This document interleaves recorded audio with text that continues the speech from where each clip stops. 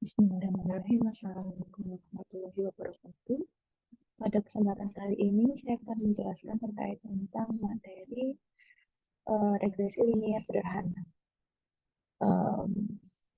Terkait dengan regresi linier sederhana, perbedaan dengan regresi linier berganda ialah pada variabel yang ada di dalamnya. Jadi, kalau di regresi linier sederhana, kita dihadapkan pada satu variabel independen, kemudian satu variabel dependen. Sedangkan untuk regresi linier berganda akan ada satu variabel dependen, kemudian lebih dari satu variabel independen. Ini merupakan dasar dari ekonometrika, sehingga saya harap teman-teman di sini juga bisa memahami dulu terkait tentang variabel, kemudian regresi, dan setelahnya kita bisa lebih mempelajari lebih dalam terkait tentang komponen-komponen yang ada di ekonometrik.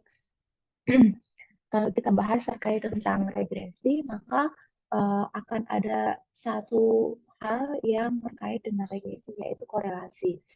Nah, di sini untuk regresi sendiri dia merupakan sebuah bentuk hubungan antar variabel yang dapat dipastikan dengan sebuah persamaan.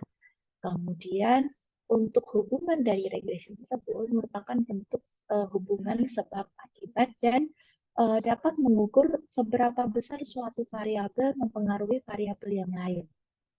Nah, ini merupakan perbedaan yang sangat mendasar antara regresi dan korelasi. Kalau korelasi, dia tidak dapat mengukur seberapa besar suatu variabel dapat mempengaruhi variabel yang lain.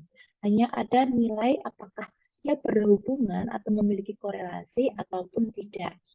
Sedangkan untuk regresi, nilainya itu bisa lebih dari satu maupun kurang dari satu. Sedangkan untuk regresi dia bernilai antara 1 sampai dengan 1 saja. Sehingga di sini dapat kita tarik kesimpulan bahwa untuk analisis regresi sendiri merupakan sebuah studi tentang ketergantungan variabel dependen.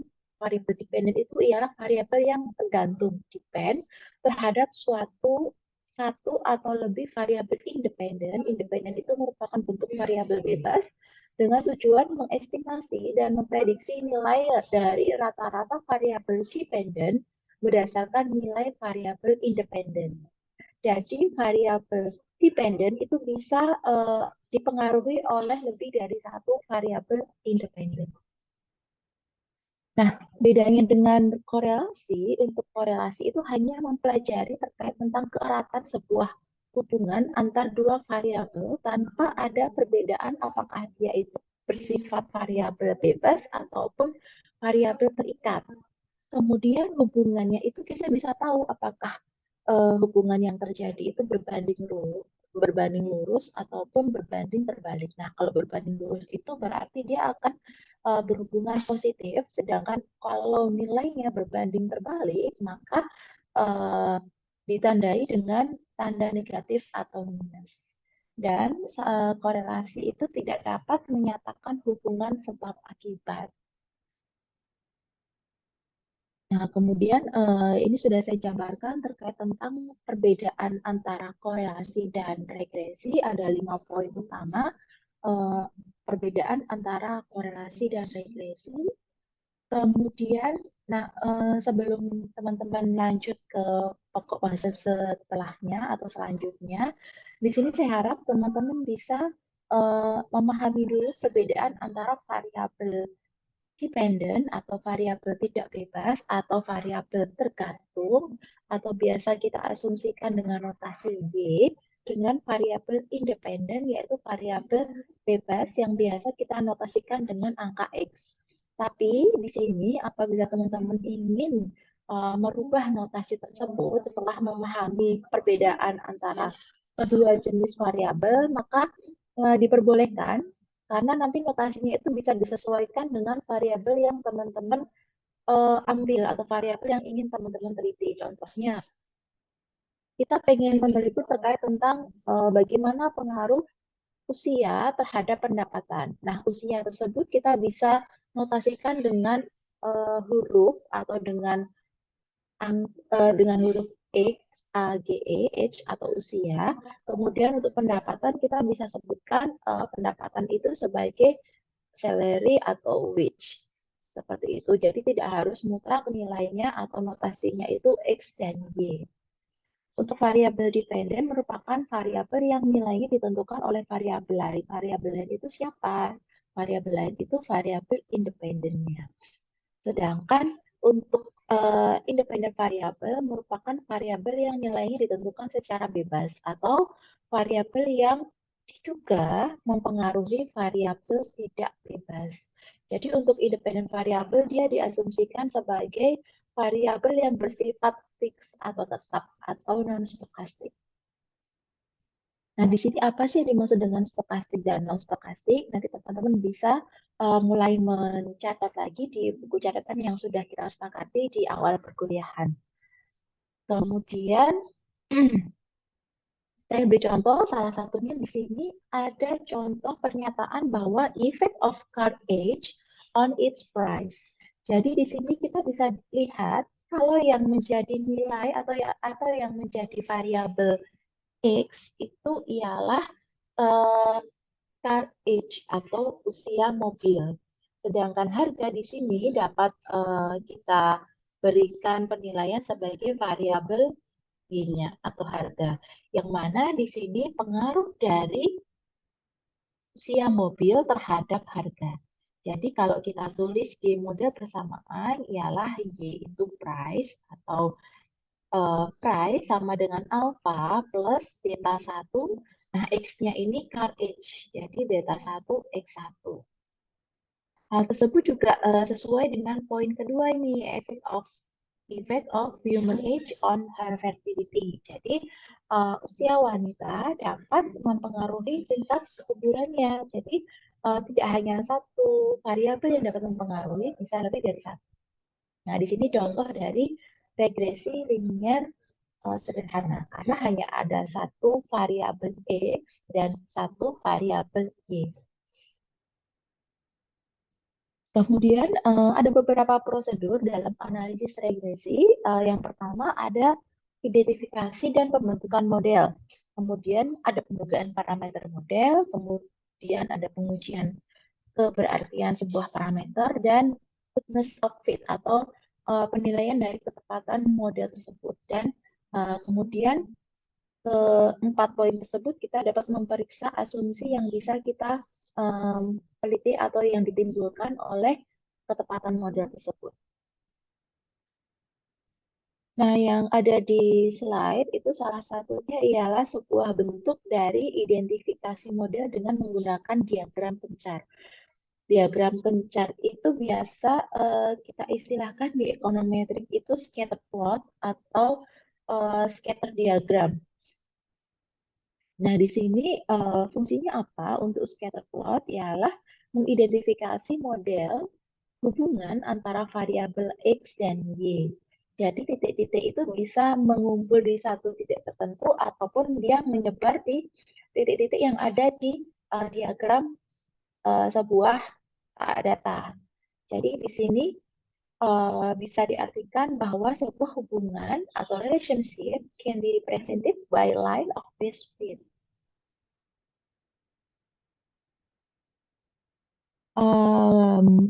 Selanjutnya, saya langsung ke model regresi linear sederhana ya. Jadi tadi kalian sudah melihat bagaimana bentuk dari scatter diagram, kemudian um, di titik-titik tersebut itu dapat ditarik sebuah garis atau beberapa garis yang ada di titik-titik tersebut. Jadi tujuan dari scatter diagram atau scatter plot tadi ialah mencari garis yang paling sesuai, kemudian kita bisa forecasting atau melakukan peramalan sesuai dengan ciri model econometrics, yaitu forecasting ability, yaitu kemampuan untuk meramalkan sebuah kejadian atau masa depan dengan data yang ada di masa sekarang atau aktual datanya. Kemudian yang poin ketiga ingin mengetahui hubungan yang terjadi nih. Jadi kalau tadi kita bahas terkait tentang usia usia mobil terhadap apa tadi Y-nya pengaruh usia mobil terhadap harga. Nah, jadi di scatter diagram dia bisa diasumsikan untuk mengetahui hubungan yang terjadi atau seberapa besar pengaruh usia kendaraan atau usia mobil terhadap harga jualnya. Nah, di sini untuk model regresi linear sederhana ada YI sama dengan B0 plus B1X1, B1XI plus EI. Untuk mempermudah teman-teman di sini, untuk I atau I sama dengan 1, 2, 3, dan seterusnya itu bisa diganti menjadi 1. Jadi kalau hanya ada satu variabel independen, teman-teman bisa menulis Y sama dengan beta 0 plus beta 1X1 plus E atau plus EI ya. Nah, di sini untuk beta 0 atau konstanta, selain dinotasikan dengan beta 0, juga bisa dinotasikan dengan alfa. Jadi biasanya untuk model persamaan ekonometri itu selain dengan B0 juga bisa dituliskan dengan alfa. Kemudian beta 1 itu koefisien, jadi semakin banyak variabel independen, maka koefisiennya semakin banyak juga, menyesuaikan jumlah variabel independen. Nah, kalau ada X-nya 2, Y-nya 1, maka kita bisa tuliskan Y sama dengan beta 0 plus beta 1X1 plus beta 2X2 plus EI.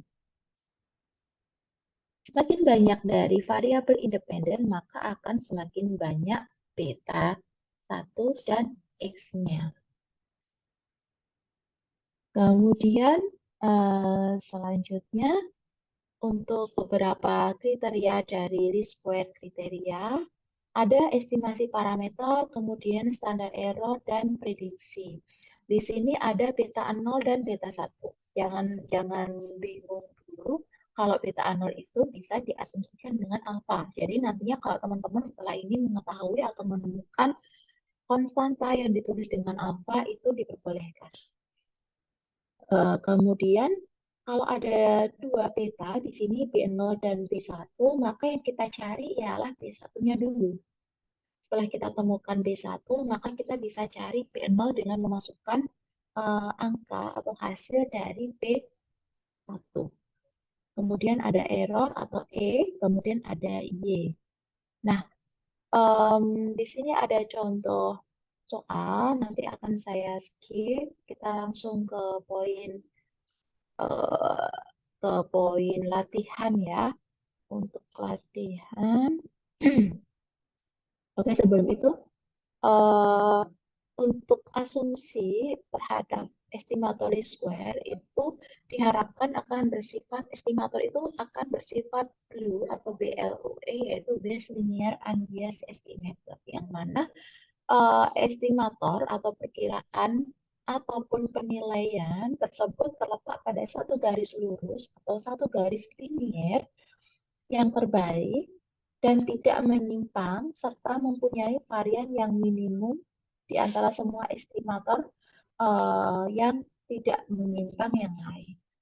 Jadi ada base linear unbiased estimators. Kemudian ada beberapa sifat estimator OLS atau ordinary least square. Nah, kemudian kita langsung ke contoh latihan. Nah, teman-teman di sini bisa dilihat untuk tabel yang ada di slide itu ada tahun 2010 sampai 2022, kemudian ada X dan ada Y.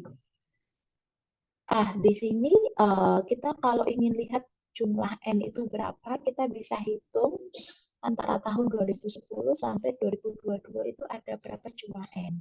Jadi di sini ada 1, 2, 3, 4, 5, 6, 7, 8, 9, 10, 11, 12, 13 ya. Antara tahun 2010 sampai 2022. Kemudian ada X-nya ada 1, berarti independennya ada 1, kemudian Y-nya ada 1, berarti dependennya ada 1. Nah, Berdasarkan data di samping, tentukan jenis data yang digunakan. Jenis data yang digunakan ialah data time series. Kenapa? Karena di sini adanya periode waktu antara 2010 sampai ke 2022.